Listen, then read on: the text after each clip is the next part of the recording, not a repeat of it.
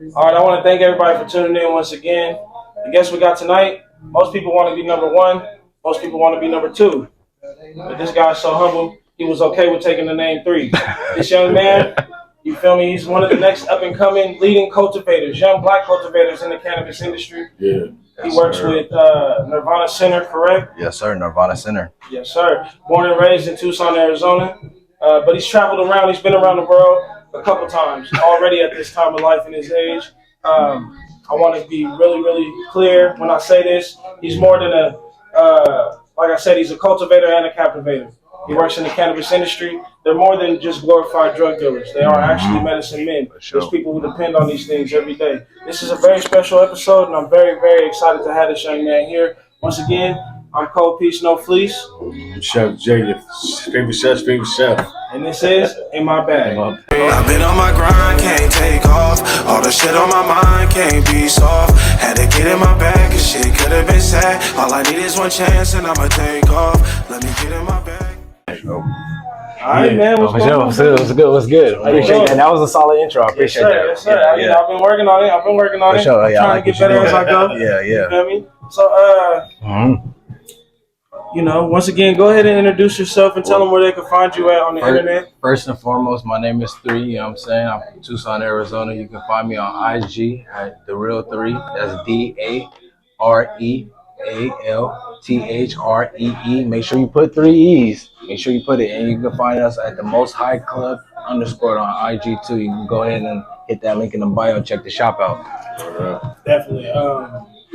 I do apologize. I forgot to mention the Most High Club. Yeah, for sure. Yeah. That's the main reason why we're here right now. Yeah, my brand. Everybody, how you gonna hate from outside the club? You can't get in. You feel me? Yeah, that's respectable. Tell us about the brand. Tell us what you guys are aiming to do.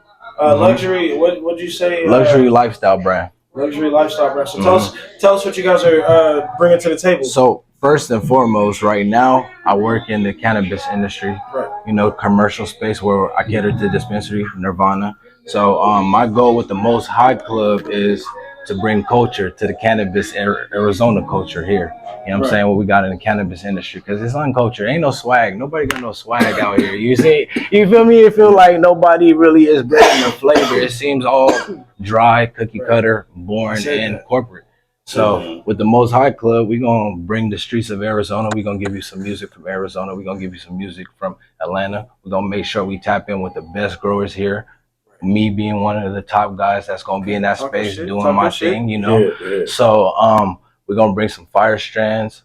Definitely content. I want to bring some funny people. I know a lot of people that are funny. A lot of guys. I'm a funny nigga too, you man. feel me? So, you know, we're going to tap in. We're going to tap in. You feel me? Because I feel like it's a lot of talent in Arizona, but nobody really know how to break that talent out here. And I've been in Atlanta. I've seen a lot of movements like Lil Baby, all those movements. I've seen them shits pop. I was a fly on the wall out there. So I'm bringing a little bit more of our culture, the black culture, which everybody's invited. You know, we are universal. Everybody's moving there. You feel me? That's the person that asks, where's the black people? You know, they want to know where the area is, where to go, where's the turn scene at, you know? And I feel like there's nobody that's really highlighting that and showing people where that is. They just make it seem like it's boring here, and that's not the case.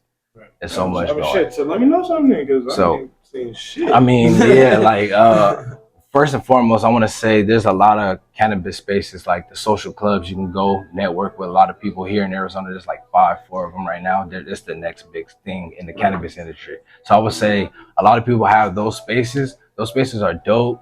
It's a start, but I feel like it's missing that touch. So the Most High Club, it's about bringing that culture, bringing them, showing them that you can be the best you, no matter what you do. It don't matter if you're in a cannabis space. It don't matter if it don't matter if you're in a tech space. It don't matter if you're doing music. It don't matter what walk of life you are. You can come be feeling like you're welcome here. Yeah, you know, you can be feeling like you that top guy. This is where it's about being the best you that you can be. That's what the Most High Club is going to bring. Like, I want to bring everybody who's talent. Come over here. Come with the winning team. Let's be the all-star team. You know, Jordan and them. You know, Pippin. So what's your goals and your motive to be the best? My goals right now, yeah, that's a definitely good question. My goal is to just keep tapping it in with the growing, because I want to master that. I'm not a master at it.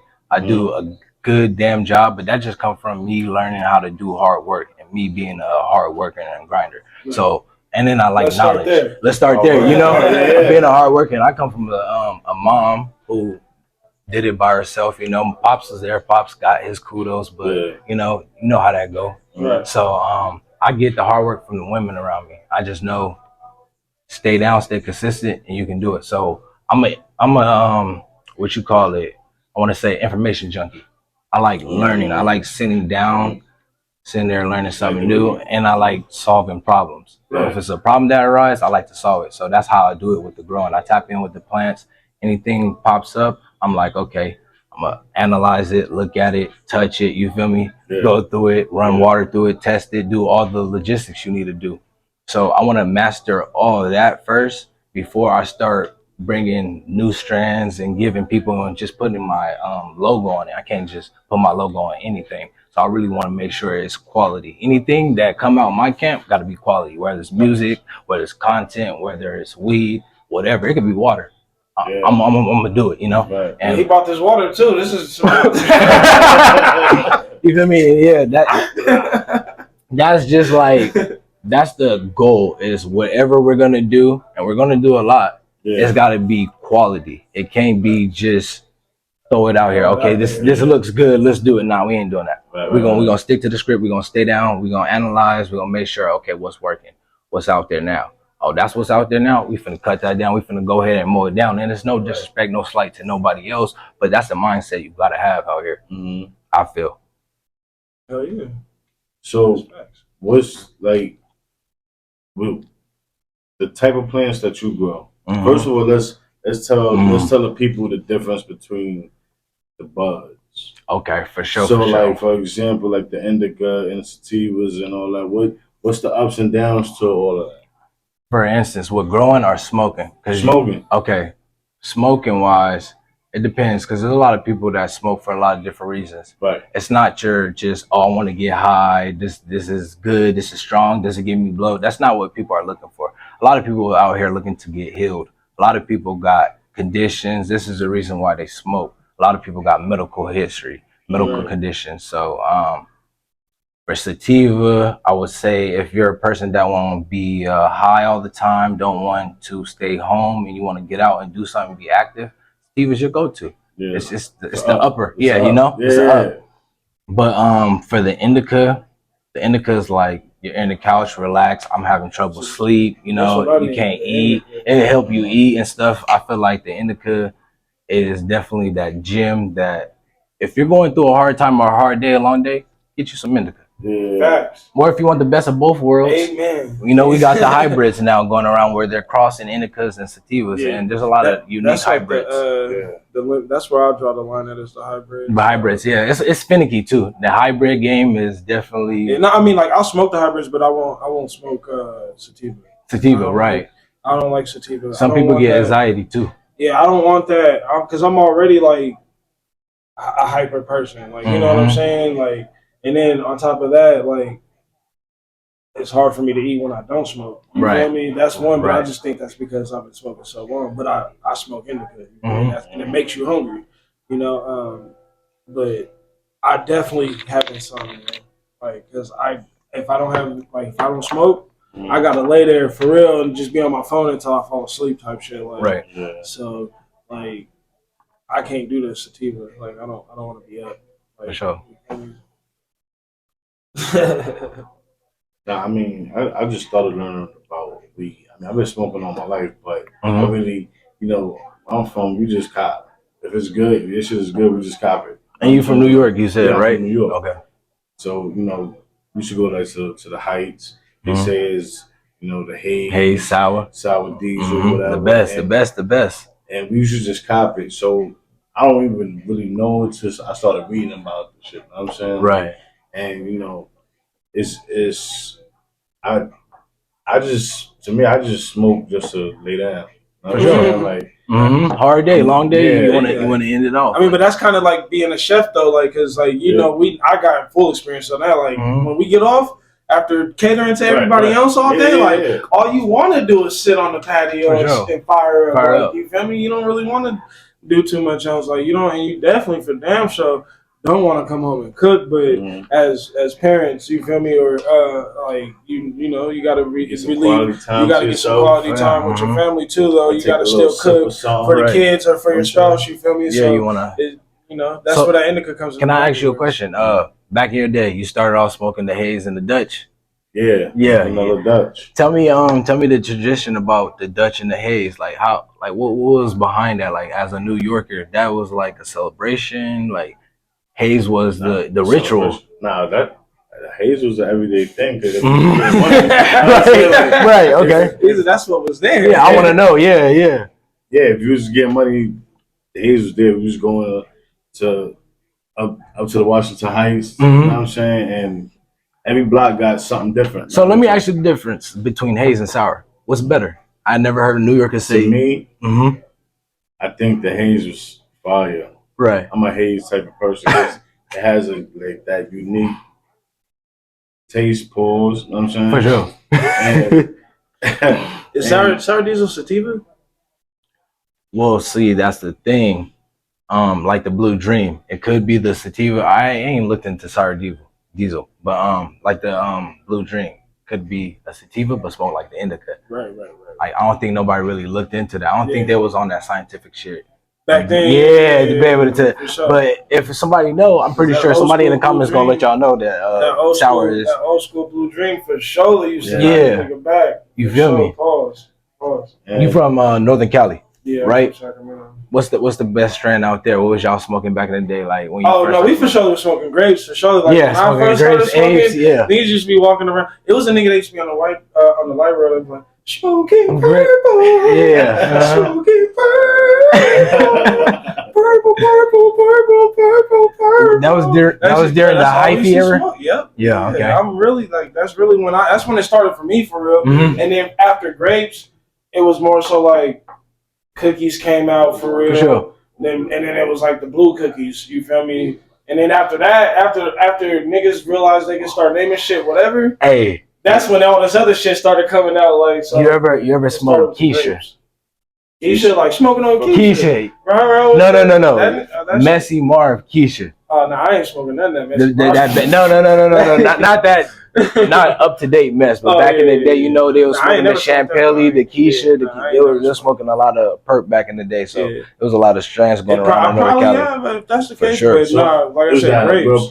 Yeah. Anybody from California or my city, when I say grapes, they know what I'm talking about. Grapes, like I got grapes, like you feel me? Like it's like I can't reference it any other way. With music, like you feel me? Like I'm telling you, bro, like. That's grapes was where it was at, because that shit really put you to sleep. Like when you smoke that shit, like it don't like at first you don't really feel like you feel like you don't feel it, but like before you know it, like out of nowhere, that shit just hit you like, oh shit, like I'm hot, right? You feel me? Like old school grapes, and then you could just taste the purple. Yeah. Like it was more than the color on the weed. It was the flavor. Yeah. It was the background. It was even the smoke profile. Came out. It was the profile. Yeah, like it was almost like some cognac or something. Yeah, for sure. That's that terpene profile. Like, yeah, that shit was different, bro. And I ain't had that in a long time. Yeah, like you feel me? I ain't had that. Hydroponic weed, all that shit. To ask you, what are some of the stereotypes that come along with the cannabis industry? First and foremost, being a black man, you know how that go in America with weed and the stigmatisms that come with it. There's a lot of people right now that's in jail behind weed that still need to be released. So there's a lot of stigmatism, especially if you look like you come from the ghetto. You could be stereotyped. You know, they could think that you're just one ignorant person, or they can see you for who you is. And there's a lot of places like the place I work at now, Nirvana Center. Shout out to them. You know, there's a lot of weed I brought for everybody to try from them, you know, that me and my team grow, because it's just not me, it's the whole team that do it. But there's a lot of stereotypes. Like I feel like automatically you in the cannabis industry, the cards is stacked against you. Yeah, I seen that. The cards is stacked against you in the cannabis industry because you grow weed, like to the federal government, which they just rescheduled weed. It's still kind of criminalized. Yeah, you know, but they just rescheduled the weed, so it's a little different now. But last year, man, federal government can come into dispensary and shut you down if they feel like they want to because it could be legal on the state level, but federalized it's not legal. They don't view it like the states. Yeah, it's a different ballgame. That's why you got to read the fine print and things.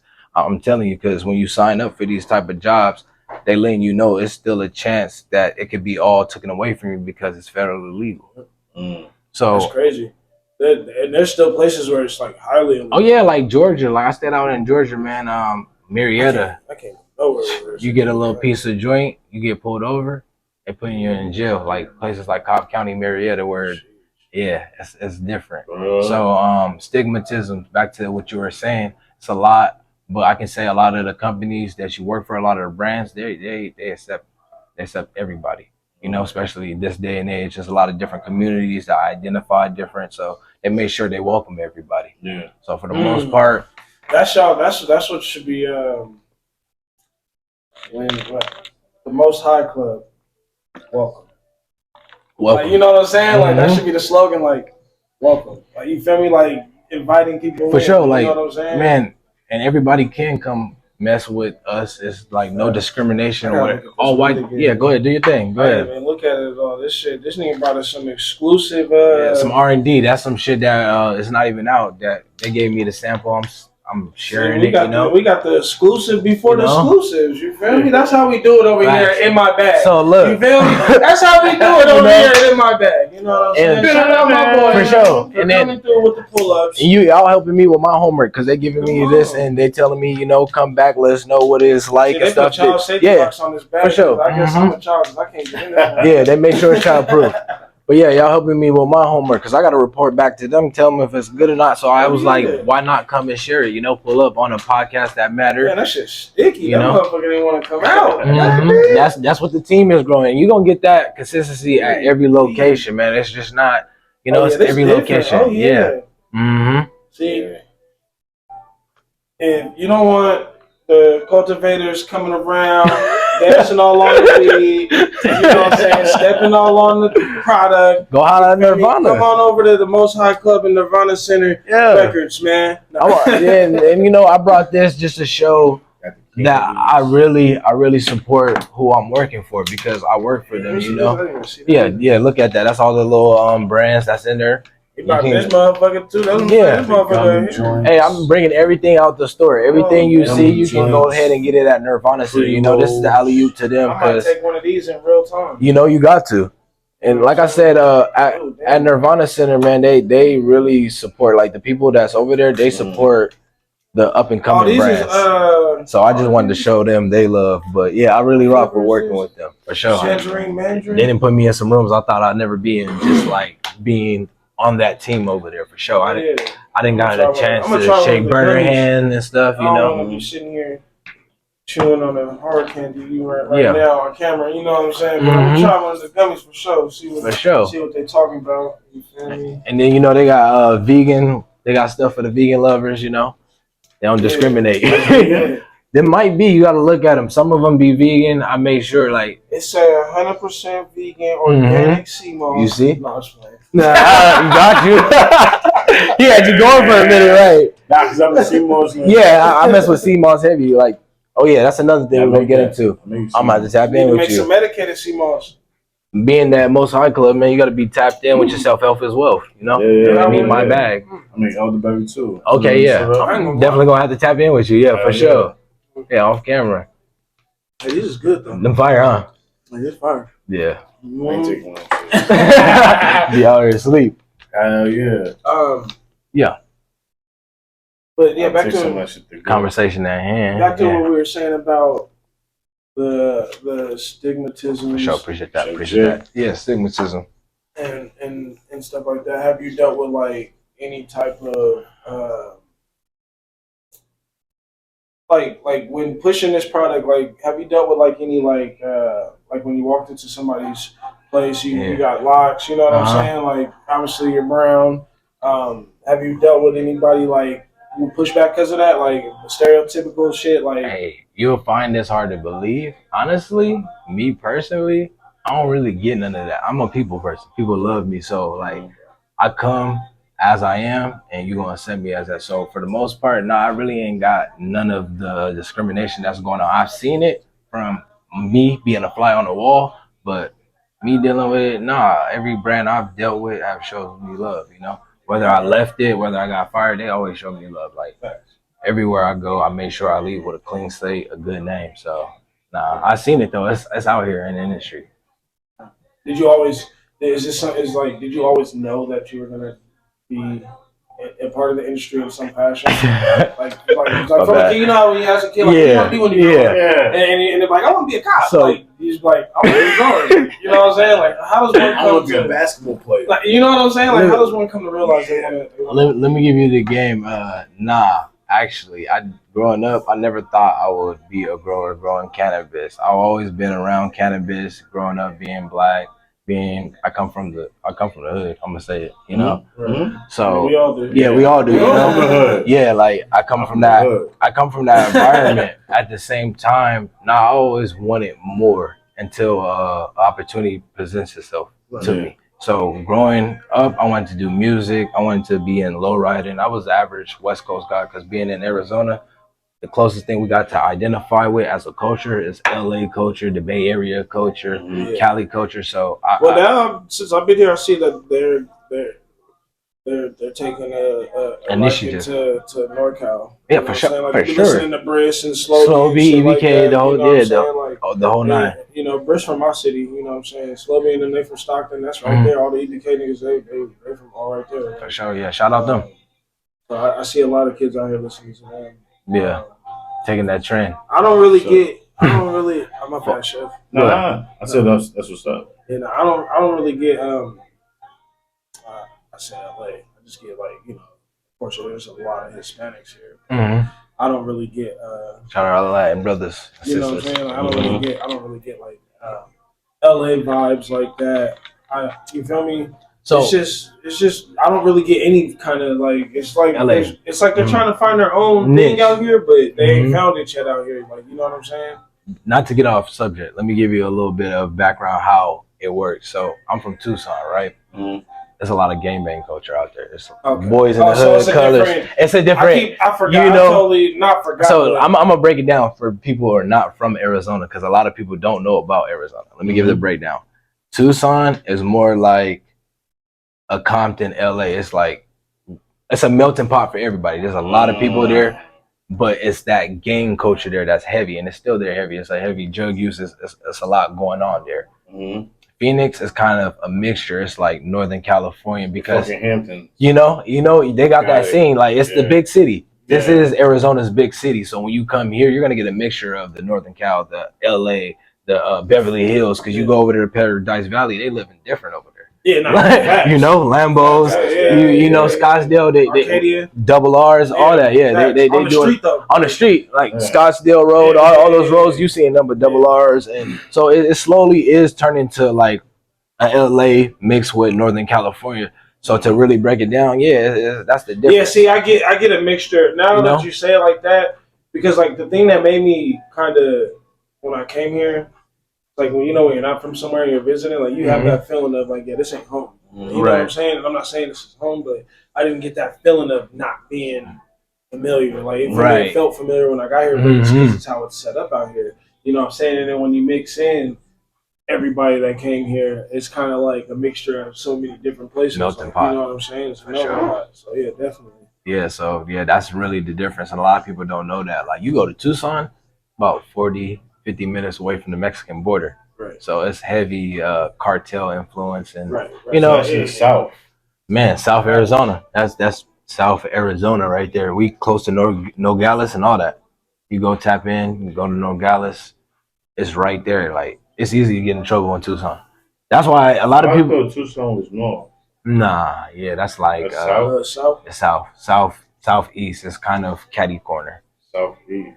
Yeah, it's like an hour and 40 minutes away. Down south, going east on the I-10. So that's different. Yeah, but so like if we was going to the Mexican border, like to Rocky Point, you going to Tucson, you gonna pass through Tucson for sure. Unless they got an alternative route, you know how that go. But shit, Excuse me, it's that. But because I'm still new from it. I'm still new. yeah. So like Tucson, bro, to me is I'm not driving to Mexico though. yeah. It's You just the know, hood. it's like the hood is it's like the hood. Like you go there, that's the small. To me, this is how you describe Tucson. It's not big enough to be a city. It's not small enough to be a town. It's like somewhere in between. Yeah. It's one big ass neighborhood. There you go. Yeah. It's like Stockton. For sure. It's like Stockton, bro. It's Stockton one big neighborhood. Like, man, Stockton is like 20 minutes wide, dog. Like, you know what I'm saying? And that's next door to Sacramento. Like, and it's 20 minutes away from Sacramento. Right. Not even that. It's just really literally like, once you hit Up Grove, it's probably like 15 minutes, dog. Like, you know what I'm saying? And you pass through like two other little towns, Galton, Lodi, or yeah, I think it's Lodi. Is it Lodi? I think so. I'm pretty sure it's Lodi. Yeah, you there? Like, you know what I'm saying? You pass through bitches like that. Nice. So like, I see what you're saying. Like, and those are some like Galt is not rich. It's like farmland and shit like that. Stockton is farmland, but Stockton is beginning to smoke. For sure. And I don't want to make it seem... It's still now today, but it's probably not as bad as it was back then. I don't know. Because I don't be around there like that. Yeah. I don't want to make it seem like Tucson is a bad place. It's a good place, too. Yeah. It's just... It's where you at. Yeah, you know? Because the college is right there, you know, where the neighborhood I'm from. Yeah, you know? Neighborhood I'm from is kind of becoming gentrified. People are trying to hold on to their properties or whatever, but back in the day, it was a bad neighborhood. But that college, the U of A, is right there. So that college, man, that's a cold college. They like #1 in medical science and stuff like that. You see the UMC hospitals are Banner. It's called Banner now. That come from the U of A. So it's a lot of gyms that come out that city too, as well. A lot of basketball players. My kid was born there. You know, and that medical team is crazy. Facts. That medical team is crazy. They saved a lot of lives, including my mom. You know, a lot of different people. So it's solid. There's a lot of stuff that's coming out there that's solid. But Phoenix is where it's at, man. Phoenix is where it's at. It's the new place to be. I like it out here. Yeah. 4 years. I like it. And I like it, man. Arizona's treating me good, man. For sure. I'm glad they're showing love. I came out here during COVID. Right at the beginning of COVID. 2020? So check it. In March 2nd, I landed in. And a week later, COVID hit. They shut everything down. I had a job already. You know what I'm saying? I came down here with everything. My wife, my kids. You know what I'm saying? The world just shut down on me. I had to work for Amazon. Right. I started working for Amazon. Then once they opened up, I went back into the kitchen and all that. But yeah, man, and I did a lot of catering. Like my business popped off out here. Yeah. You know what I'm saying? Like I'm known in New York for cooking, like, but it's a lot of competition out there. Like, you know, not to say like, because I'm nice and I got some shit. You know what I'm saying?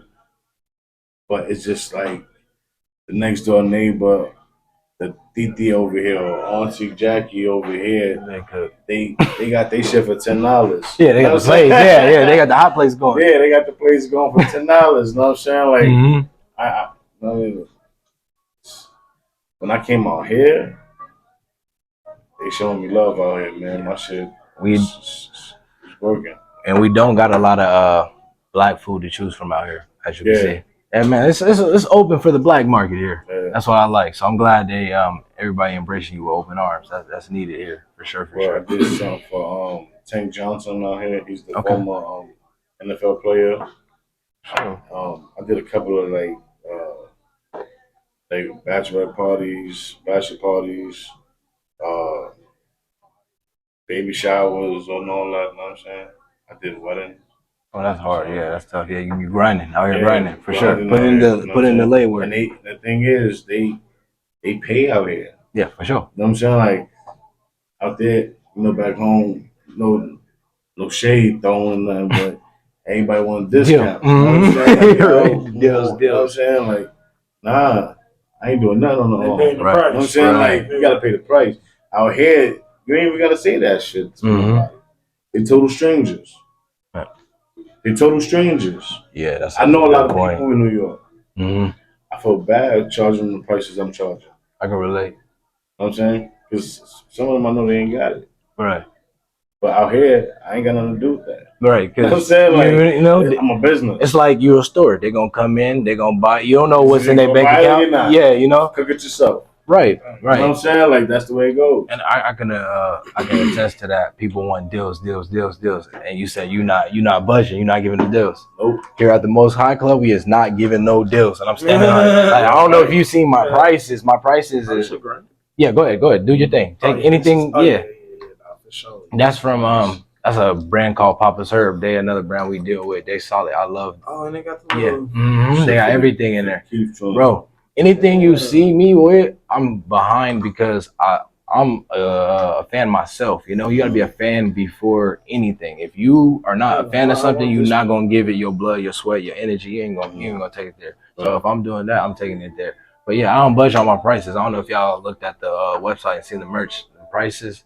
They up there. Yeah, they said they up there. Now I get a lot of people. Yesterday's price ain't tomorrow's price. For sure. And I get a lot of people. It might be different if you don't buy it today. Hey, for sure. You do know that. I get a lot of people that do question, and it's people that I know. It's never strangers. Yeah. Of course, it's never strangers. Everybody who's a stranger, they're in full support. They want it. They don't care. They bugging. When I first started selling my shirts, I had somebody's, I'm not gonna say who it is, but their mom, like, I was like $35 a shirt. You know what I'm saying? Like, yeah. As soon as I started, I was like, I made it clear, like, you feel me? I made a status. I was like, you know, because all the people around me, they gonna want a shirt anyway. So I was like, if you want a shirt, and like, if you fuck with me type shit, just donate to the brand. You feel me? Whether it's $5 or whatever you feel.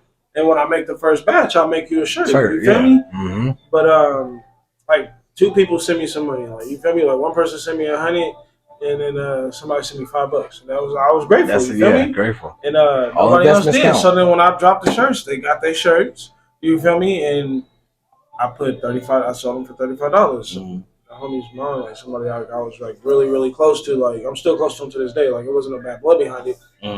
But she was like, $35. Like, you know what I'm saying? Right. Like, I'm not gonna pay for that. Like that's kind of expensive. Like, that's I was cheap. like, I'm like, well, look at the shirt though. Like, you feel me? Look at what went into it. This is hand pressed. Like, you know what I'm saying? Like, I had to go buy each individual piece. It takes work. It takes work. I had to drive all the way to fucking the homie put me on and told me where to go get the shirts. I had to go buy the shirts wholesale. You feel me? Like, like, you ain't gotta pay for this shit. And people was buying them. I made like 40 every time. Like, you feel me? Like, I made. Your job is to make a profit. Yeah, I made 40 shirts. I put them all in a plastic bag. I autographed the bag, and I put number 1 of 40, 2 of 40, and so on, so on. So the people that bought them, they knew which one they had. You feel me? Like the whole shit. Like with the rolling tray, I had a letter of authenticity in it for every piece that you got. You know what I'm saying? Right. So that way you knew, like, it was a raffle. I gave them away in a raffle. Like, you donate to the raffle, whatever you want, and once you put your money in, you get it. You feel me? And we pulled names on the wheel, and 3 people won. You know what I'm saying? Like, I shot a little commercial for it and everything, bro. Like, dedication, so man. People that are complete strangers will 100% support you, but the people that be around you be the ones that want that discount. You know what I mean? Family, friends, all that. And that's what man, and that's what a lot of people ain't understanding when they're on the outside looking in. That you go in and get up, you gotta go purchase this, you gotta buy this shit. This is like the work that it takes to make this shit happen. They ain't getting that. It takes time. That's the most valuable thing. Go ahead. Can I ask you a question? What type of licenses you gotta have to do this stuff? To grow weed? Yeah. Well, there's multiple different licenses you could. If you want to work in the industry like me, all you got to do is go get an FADA, which is a facility license, to be able to grow weed. To work in the dispensary, you got the dispensary agent license. So you just go get those. So if you don't have a license, what's the most you could grow? If you, depending on who's in your household, if it's like 1 adult, I believe it's 6, and if it's 2, 6 what? 6 plants. Okay. Yeah, per adult. Okay. But that's the max out is 12. So if there's 2 adults in the crib, you can grow up to 12. But that's it. Yeah. After that, it becomes illegal for you to grow any more plants. We know we got a minimum of 12. Right. You know. And it could be updated now since they're changing laws so frequently, but that's where knowing your rights comes in. Yeah, that's what knowing your rights. You gotta research it. Like, I'm always researching, looking, making sure. I don't do it every day because I'm not a person who's gonna be like, okay, let me do this here. I don't have enough time for that. But I made sure I'm smart enough to sit and take out the time. Like, okay, it's the end of the year. Let me make sure ain't nothing changed. Let me make sure I don't got to go get no more credentials or nothing like that. Mm-hmm. So yeah, but there's a lot of catches. It's a gray area to a lot of stuff. You can have 12 plants, but the catch is you can only have 2 ounces on your person. If you carry any more than 2 ounces, you will get cited. But I can have everything I got from them 12 plants at the crib. See, but that's the gray area. A lot of people don't really know that. You can per se, but it's all about how you. It's a science to it, and that's where you got to really know your laws. You got to look into it. If you have 12 plants, how much is those 12 plants yielding? Because if you got 12 plants that yield in pounds, your limit, you only can carry 2 ounces on you. Who's to say that the government ain't gonna come kick your door in because you got 12 plants? Like, they don't define that stuff in the fine print when you look up a lot of this stuff. So you really just gotta look at and find a lawyer. Right. It costs money. You might want to just, that be the smartest option for me. Go hit a lawyer. Hey, what could I do? Can I do this? Can I do that? Oh, I can't do that. Well, what license I gotta get? And this is where you get to the big boy licenses, like the owning facility, owning a dispensary. That takes a lot of work in Arizona. It takes a lot of knowing people and having a lot of money. I think it's like $50,000 to, like, it's like the base license. And then there's another one that's called a caregivers. I think that's like 10,000. So, like, a lot of people, there's a lot of, my bad, it's a lot of misinformation going on. Go ahead, ask the question. So with the $50,000 license, you said 50,000, right? Yeah.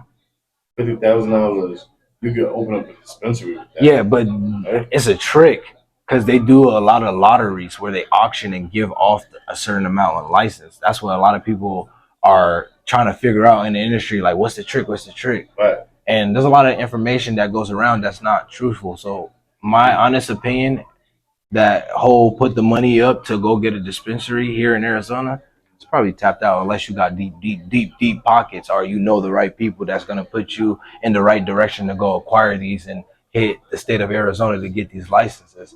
Like, it's hard. So you can't even get like a cure leaf.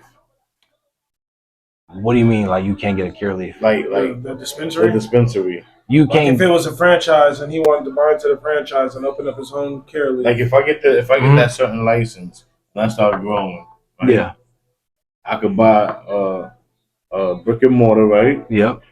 Little storefront, and just or just do like pop-up shops. No. So there's two different licenses, shit. Right? and you know what? That's in New York. Cooking in that motherfucking cellar place For sure. too. And it was, what you're talking about is kind of like what as long as I'm licensed, in New it's not a crime. Right. So I'm trying to get information out of it. For instance, I don't know too much about becoming that owner yet. I know a lot of people that are owners in the game that have certain licenses, but I'm gonna tell you like how they told me. If you have a license, you gotta have a dispensary license. That's separate from your growing license, right? You gotta have two. So if you only have the growing license, you can partner. You can only be a grower. There you go. So you can partner up with dispensaries. That's where it comes in, where who you know. You can go partner with this dispensary. Hey, I got this facility over here with this license. I just need a brick and mortar, and then I need some strands and a brand to go ahead and fill this up, and we're going to go ahead and operate like that. There's a lot of deals that are going on like that, you know? I remember back in the day when the cannabis clubs, like, when in Sacramento, at least, like in California, period, I don't know how other states, because I only had a cannabis card in California. Right. When you got your cannabis card, one, it was easy as fuck. Like, at one point, it was only like... medical, right? Yeah, like when it first became, they passed the shit, like, you could get that shit for like less than like $125, $150, depending on where you went. And fucking, you can go into the fucking cannabis club, and because in California we call them cannabis clubs, right? Or at least at that time we did. I don't know if they still do, because I got so used to saying dispensary, like or dispo. But fucking, we used to go in. They used to have the weed in the jars. You used to be able to buy $10 grams, fucking $35. It was by the point, like, you know what I'm saying? Then you actually got to see the weed, like the shit, and they waited up in front of you. So if you got cool with the bud, if you got cool with the bud tender, throw a little extra in, like, you feel me? I used to be like, man, let me.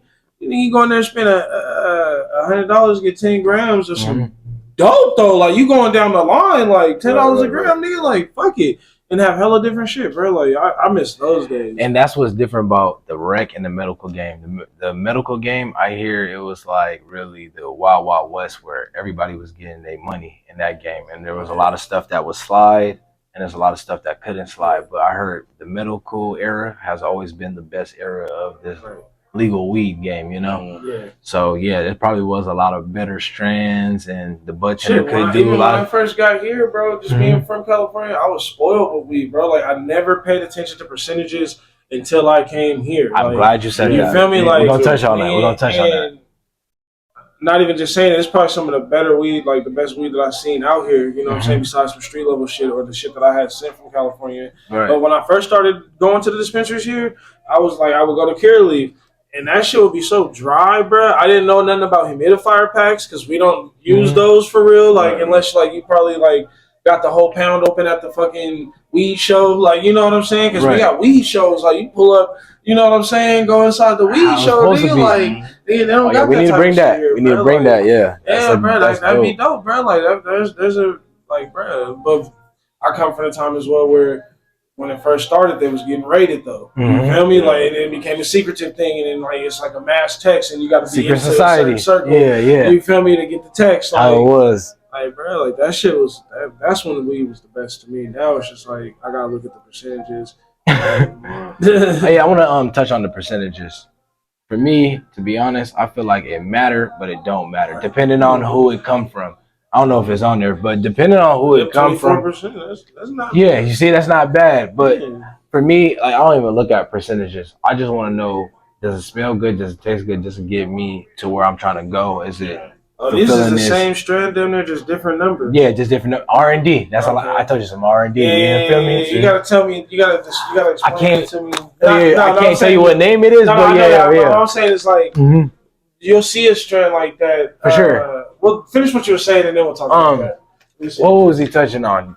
The percentages. The percentages, THC percentages. I want to get to that because a lot of people go in dispensaries, they want to see what's the highest testing percentage. I'm going to tell y'all like this now. It's all about who's the brand, who's it coming from, who's growing it, and I would stick to certain strands. If you know you like certain strands, smoke that, keep that in a rotation like your meal prep, like you meal prepping. Right. You really got to be into these brands and know what brand you're dealing with because they could just be selling you a name. They could be selling you percentages. That's it's different strokes for different folks. But like I said, the percentages really don't matter in my opinion. If it smells good, it look good. Yeah, because that's how it is in California. We know how it is if it pause. If you know, we know how it is if you know, you know. If you fucking really smoke for real, for sure. And that smells like some gas too. I ain't gonna lie. Yes. I like that real gassy smell. And I brought some special too. We can pull this out too. I brought some special. Yes, sir. Smell that. Which one is this? That's from Cookies 10P. That's that Bernie Hanna butter, you know? Oh yeah. Yeah, the job I work for, they got they got a partnership. You know, they teamed up with a lot of dope brands, and Cookies is one of them. You know, that's one of my favorites. That's one of my favorites right there. That's some gas. That's that fire that's coming from that Cookies team. Yeah. And you can get this at the cookie store. You can get this at Nirvana Center. It's in that circle, you know. It's a circle. You feel me? I feel like all the best brands here in Arizona teamed up, and Cookies is definitely at that forefront. This is how we do it on In My Bag. You know, I had to bring something special. Around with this shit, man. This is the special edition. For sure. You know what I'm saying? You can't see this. You ain't even gonna get these yet. You ain't even gonna see these yet. I feel and like they might not come out. You never might not come out. You may never know. It depends on if we tell them it's good. We gotta tell them it's good. Yeah. You feel me? They trusting in us. For sure. I had to come share. They definitely gonna want and I gotta make reports on this. Like I ain't even gonna make it seem like it's word of mouth. We're gonna smoke it. No, I gotta make sure this is clean. I gotta make sure the ash is burning right. I gotta go through white ash. Yeah, you know, I gotta go through the whole process and report back like, hey, this is good, and they want you to be honest. That's one thing I love about that company. They want you to be honest. Man. Why didn't I start doing this type of shit before? I don't know, man. Hey, they gotta mess with the cannabis culture. How old are you again? 25? 25, year to be 26. And next month, actually. Next month. But already navigating life, already well off into your career for real. Sure. Because this isn't just a one and done career. This is a lifelong career. Yeah, for sure. No. I mean, you're partnering with some of the best people right now, and you work for some of the best people right now. Right. So it's like you can only go higher, you know? Yeah. No pun intended. No pun intended. You feel me? I definitely got a lot of collaborations coming with a lot of dope brands. I'm not gonna disclose now because we in talks, trying to work out all the the back end and all that. But definitely some big brands, and man, I just want to keep going. What's it take like for me to get my own strand? Like, can we get the in my bag strand? Yeah, for sure. You have to put in the work, man. It takes years, like, to get your own strand. And this is what the people don't realize. It take maybe at the minimum 2 to 3 years to develop your own strand, because you don't want to just pop some seeds. Like, oh, I'm gonna name it this. Nah, it's not that easy, because you taking over people's work that crafted those seeds, that put that work in and took the time to dial in the plant, so to speak. Right. So you really gotta go take this strand. So these seeds are damn near genetically mutated? No, not all of them, but the other ones are like feminized. That's what it's called. They feminize them, make sure it's not a male seed. Make sure you're not getting no. Because I mean, you don't find a lot of herbs. seeds in weed today. Sometimes, and that's what pisses me off when I do get a batch from the cannabis. Clones, man. Clones. And it be fucking seeds in it, man. I'm like, what the fuck, man? Some bullshit. Like, what the fuck? Like, 2024. Like, there definitely should be a fucking laser trimmer in that bitch. Like, zapping out the weeds and shit. Like, you feel me? Like, what the fuck? Hand trim. Believe it or not, they hand trim still. Yeah, they're good. Hell yeah. They should. Quality. Yes, they should. What are you going to say now? Shit, I'm high. Yeah, that's good. That's good. That's good. I've been smoking this goddamn pen. I can't wait to, as we grow with the podcast, you know what I'm saying, definitely see how you grow. For sure. You know what I'm saying? Like, no pun intended again. Like, for sure. See how you grow in your career and shit like that. Go ahead, Krabs. And grow into the future. You know what I'm saying? I'm just getting started, man. What's the next big thing in the cannabis industry? The next big thing is this next big boom. A lot of people feel like, I wanted to touch on this. The big boom, because when it first went recreational, people thought that was the big boom, right? Everybody wanted to get their money, and now a lot of big brands pulling out of the cannabis industry, because it wasn't for the cannabis to begin with. That's a lot of things that are going on in the industry. A lot of these brands are not for cannabis culture. They're in it to make a quick buck. They don't care about a lot of bud. Yeah, they're selling bud, and they just want the dollars. They're selling pre-rolls, packets, man. They just want it to look good. Not none of these brands, but they just want the packaging to look good. They want your dollar, Yeah. So, like, I smoke weed, but explain what the culture is. So right now in the culture in Arizona, I'm speaking for Arizona only. Yeah, it's corporate. Everything is corporate. It's like popcorny. It's corny. Certain places got culture, but that's very small. So everything is show up, go to work, and do this, go home. We'll give you weed here. We'll give you tips or whatever they're offering. But it's no culture, man. It's like working in an Amazon factory at some of these places. Not the place I work at. They're a little bit more fun, like I said, because they're a different type of company. But at the end of the day, it is a job, and a lot of people kind of fail to realize that. You still can get fired, for sure. You can get fired tomorrow. Everybody's, tomorrow, you can go in the trash tomorrow. This shit, my stomach expendable. My stomach is growling, nigga. I got the eat some more. Go ahead. Nah, I just wanted to look at them again. But yeah, everybody's expendable, and I want people to know that just because this is a weed industry, that people take this shit serious. Yeah. A lot of these brands take that shit serious. There's a lot of standards to live by. There's a lot of shit behind the state comes into play when it comes to a lot of these places. How you feel about the difference between the street bud and the industry bud? I'm glad you asked that. Me personally, street bud, people are catering to them plants more. They're able to do more. They're able to make sure that shit is fire, because they have the time, and they probably obviously not growing a lot of weed. In the commercial space, they're growing a lot of weed. So there's fire strands based on genetics, right? You get some fire genetics, throw them in a room, they're going to do what they do. They're going to be fire regardless. But if they got 14, 16, 20, however many rooms in there, and they're just filling it up with just weed, it's always going to be hit or miss. It could be some good, some bad. Yeah, some going to go unseen for sure, because they're not sitting there dialing them in like a lot of these companies are starting to do, and that's because I believe Cookies is a present in Arizona. They the big dogs, if you ask me. It's a lot of California brands that are here in Arizona that are leading the way. There's no Arizona brand that's really kind of big dog, and there's a lot of them coming up right now. Yeah. They'll be here for years and they'll be the big dogs, but they're just now probably catching on or have the platform to do it because it's still new, it's fresh. So that's what I mean by the big boom is coming, especially with the new scheduling of weed federal level. Man, it's gonna be a big boom. A lot of people from the streets are gonna see it. They're gonna want to come mess with it. There's gonna be a lot of people that have been growing for 20, 50 years that's been really in this industry, doing it on the black market level. That's gonna come and wreck the industry. If you ask me, it's the people that stayed down, the people that really deserve to be at the forefront. That's gonna get that second boom because the corporate people's like, nah, it's not worth it. Let's take our money, pack up, go to the next state. So for me, it's like, oh, that's a lot of money on the table for whoever got the next thing going. Yeah. You know, you got the best quality, you got the best anything in America. You're gonna be number one, right? So with the corporate with the corporate world, does it take away the value of it street level? Because I ain't gonna lie, like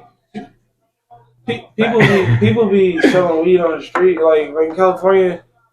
Like it's so much weed, you can't help but sell apes on the street for $25. Like if it's some dope, you might get away with $30. Nigga gonna twist your arm like, come on, bro, let me get the $5. Like, but here it's like, it's been a long time since I've like, if this man's ape is $30, I'm not going to him, and I give him 25. I'm like, just bro, all I got is 25, bro. Just give me the 3 grams, right?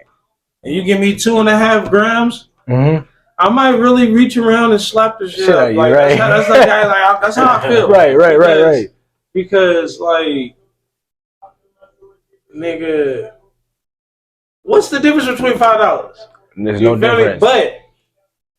But that's what I'm saying. But I'm not even saying the difference. So you'll give me a whole nother. You're really giving away weed at that point, right? Because if I had $5 more, you were gonna give me a whole nother gram and a half, you feel me? Like, and it's only like one nigga I know that, you feel me? I mean, he sells weed like that, you feel me? But it don't piss me off because the weed be some gas. Like, you feel First and foremost, I mean, it does piss me off. That's petty. It does piss me off because, like, at the end of the day, I can't go to the dispo and get that whole eighth, you feel me?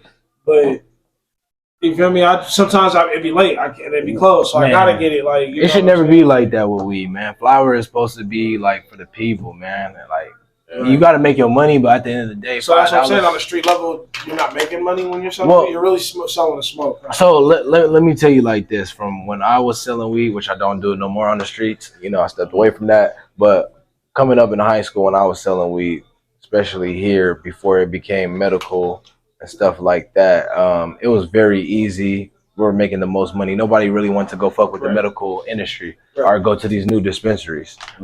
So I would say the only conflict with the street weed is the dispensaries, because the street weed is still making way more money than the dispensary. The dispensary is probably capped at like $80 billion. I mean, well, there's still people that aren't old enough to go to dispensaries yet. For sure. You're not standing outside the dispo like, hey, bro. Buy me some weed like you would with alcohol, or something like that. Like how do the youngest do? Yeah, I guess you're still, but like hundreds of billions. Like, I guess when you're like my age, like I'm looking at these niggas like, what are you doing? I go get some dope from the dispo right now from Ponderosa. I ain't gonna say that name. But I can go get some before I knew you. You feel me? Yeah, no, shout out them. I don't got no discrepancies with any dispensary in the AZ. I support them all. But fucking, I go get some dope right now, $20. Hey, you feel me? Or if I'm gonna buy like for real, I can honestly go get like a gram for like $14 or $8 of some dope though. Like, you feel me? Like some dope. Yeah, for sure. So it's like, you know, man. Like I said, the street dude be convenient. Man, and then they got the best weed in the streets. If you ask me, they still got the best weed. The home growers got the best weed because they sitting there catering to them plants. They know what they working with first and foremost. They taking the time, like, okay, what's going on with this? And they got old strands and shit. You don't got shit. We don't got all that old school shit in the industry, like how they kind of portray it. It's not a lot of the OGs, the like I said, Blue Dream, you know. Definitely G Spoke, you owe me a coke. Yeah, come on, for sure.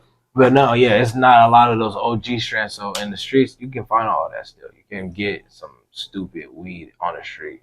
How much can a plant make? Depending on if you're growing it inside, outside, and how you doing it, you Light can. dip or hydro. Man, hydro, yeah, it depends on what you're growing it in, media, just it's 100 different ways, man.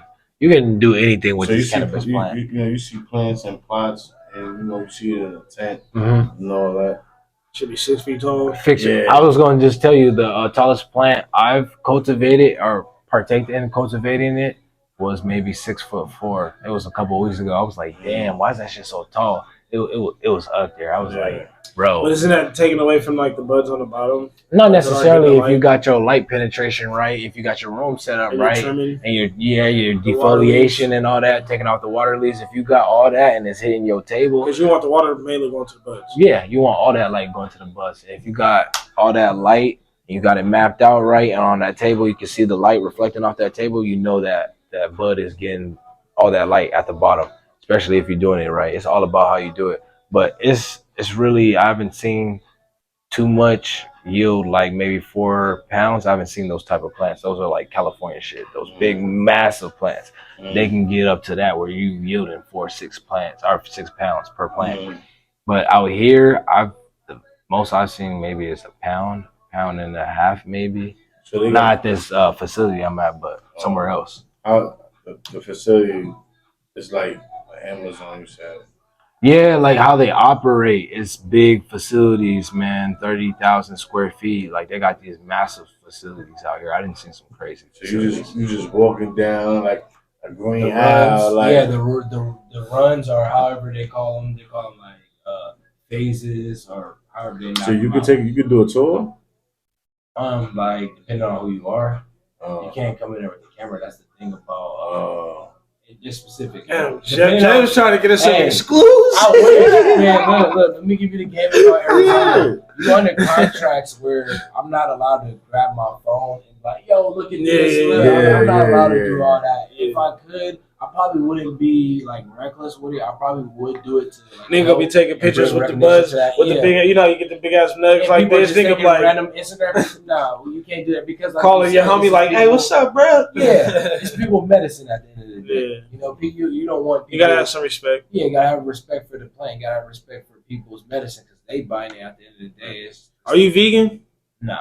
I just had to ask because I'm you a know, foodie, man. niggas that be vegan, the niggas that be growing should be vegan a lot of the time. I will say I try to eat a little healthy. Like he said, the sea moss earlier. I'm on that wave. You know, I'm real in tune with myself spiritually, health wise, health as well. Like I said earlier, so I really get deep in that bag, pause. But you know, I really get deep in my bag with it. So, yeah, I would like to say I'm not a vegan. I do eat different foods. I don't eat pork.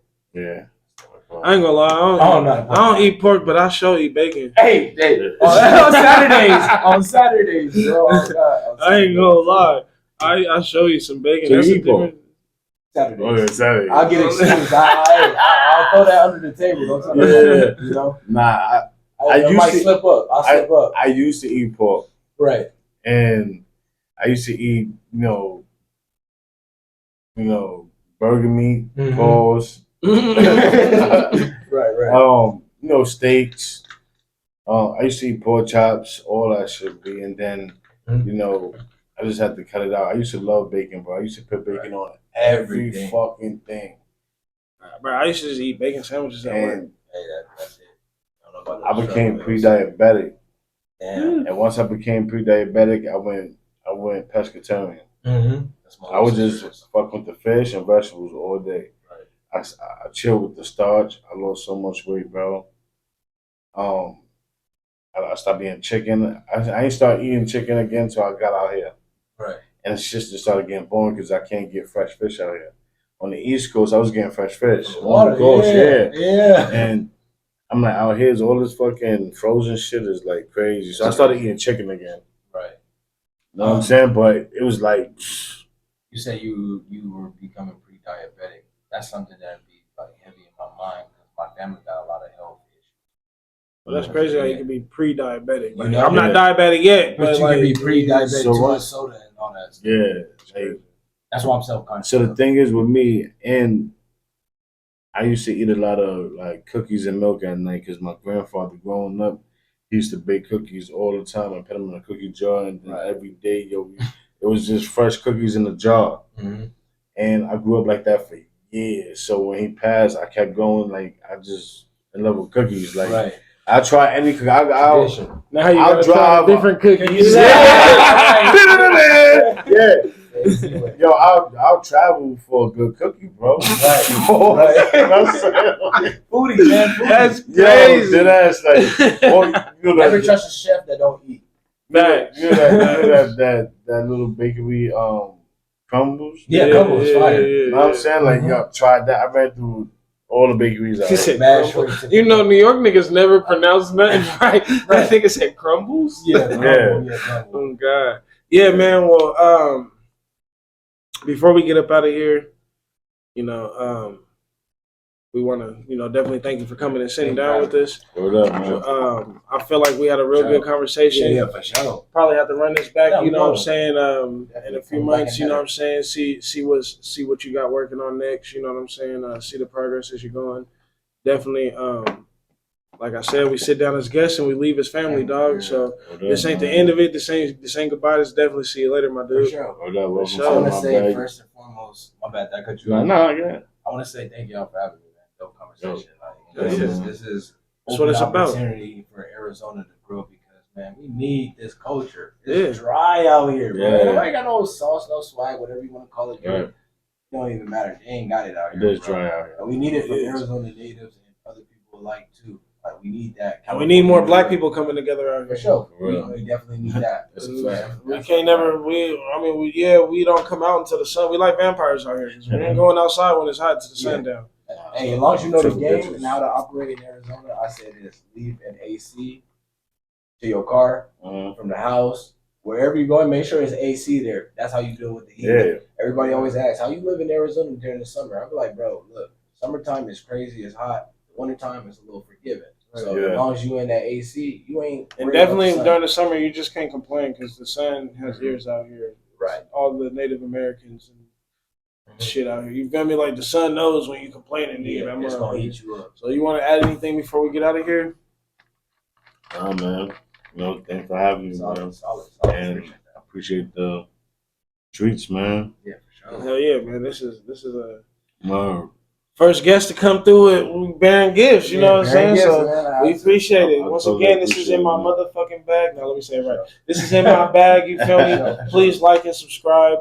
Support goes a long way. Most High Club, you feel me? Threee. Shout out to Most High Club. At the end of the day, welcome. Sure, welcome. Yeah.